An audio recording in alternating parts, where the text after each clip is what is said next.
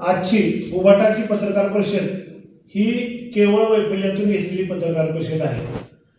21 तारखेला जनता त्यांना त्यांची जागा दाखवून देणार आहे। 21 तारखेच्या पराभवानंतर घ्यायच्या पत्रकार परिषदेची रणनीती तालीम म्हणून त्यांनी ही आजची पत्रकार परिषद घेतलेली आहे।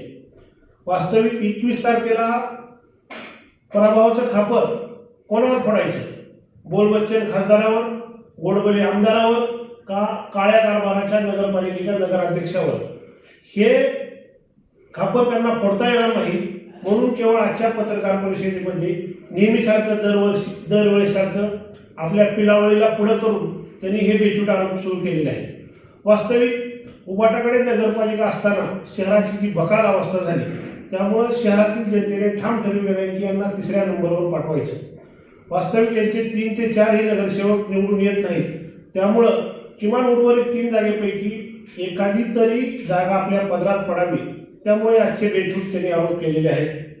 तसेच ज्यांच्या राजकारणाचा पायाच खोटेपणा उभारलेला आहे त्यांनी आमचे नेते राणा जगदीशसिंह पाटील यांच्यावर आरोप करणे हे अपेक्षितच आहे।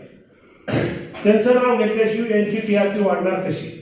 त्यामुळं दरवेळेस खोटं बोल, रिटून बोल हा यांचा अजेंडा आहे आणि तो आजच्या पत्रकार परिषदेत दिसला आणि तो यांचा अजेंडा कायम असणार आहे। येत्या 21 तारखेला जनता यांची जागा दाखवून देणार आहे। जनता भारतीय जनता पार्टीच्या मागे ताकदीनं, विकासाच्या मागे ताकदीनं धाराशिव जनता उभारणार आहे आणि विकासाला चालना देणार आहे। धन्यवाद।